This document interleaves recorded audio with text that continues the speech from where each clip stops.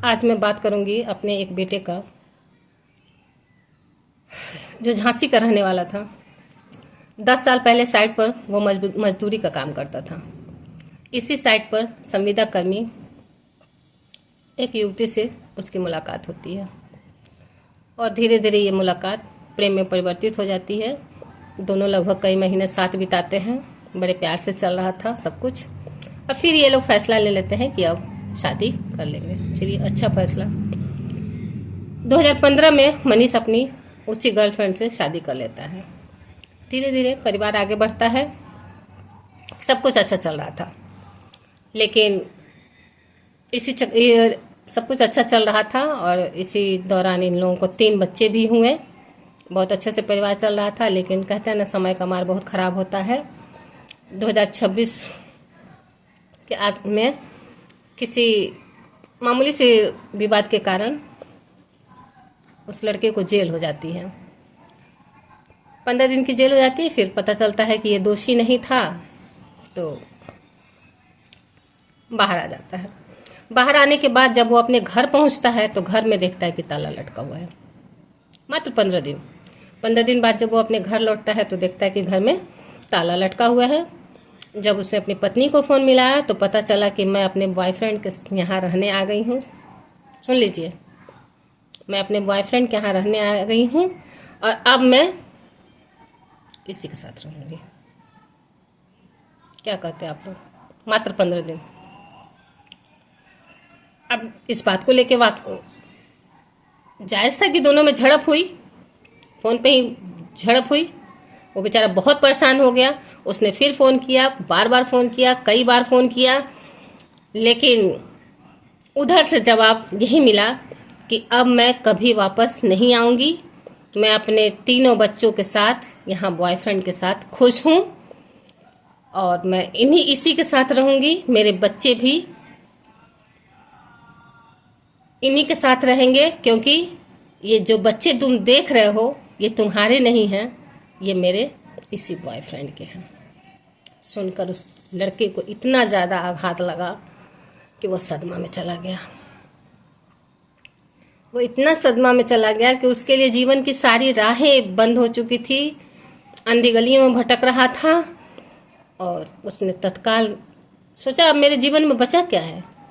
मेरे साथ रहते मेरी पत्नी को बॉयफ्रेंड से 3 बच्चे हो गए और मैं उस बच्चे को अपना मानता रहा। कितनी बड़ी विडंबना है ये, कितनी बड़ी साजिश, कितना बड़ा धोखा ये हो रहा है आज पुरुषों के साथ, कि जिस बच्चे को पुरुष अपना बच्चा समझता रहता है वो बच्चा किसी और का निकल जाता है और पुरुष को भनक तक नहीं लगती। मात्र 15 दिन वो जेल में रहा। 15 दिन में ही उसने अपने बॉयफ्रेंड को, उसका रास्ता प्रशस्त हो गया, वो बॉयफ्रेंड के यहाँ चली गई। लड़का इस सदमे से उबर नहीं पाता है और अंत में जहर खा लेता है। यही मैं टूट जाती हूँ। मेरे बेटे संभल नहीं पाते हैं, ऐसी बिगड़ी औरतों को पहचान नहीं पाते हैं। सोचते हैं कि ये सिर्फ मुझसे प्यार करती हैं। अरे, जो तुमसे प्यार कर सकती हैं वो तुमसे पहले 10 से भी प्यार कर सकती हैं। जो तुम्हारे साथ भाग सकती हैं वो किसी 10 के साथ भी भागने को तैयार रह सकती हैं। क्यों ऐसा करते हो मेरे बेटो? और अंत में उसने जहर खा लिया, तबीयत बिगड़ी, लोग बाग अस्पताल लेके गए, जहाँ कुछ देर के बाद उसको मृत घोषित कर दिया गया। वो तो चला गया, लेकिन एक सवाल छोड़ के गया है। वो सवाल है हमारे समाज पर, हमारी इस व्यवस्था पर। आखिर हम विश्वास किस पर करें? कोई एक रिश्ता बता दो जिस पे हम विश्वास करें। शारीरिक रिश्ते ऐसे नहीं बन जाते, जब मन मिलता है तब रिश्ता बनता है, और तब ये मन कहीं और है। और इतना बड़ा है कि वो 3 बच्चे बॉयफ्रेंड के निकले।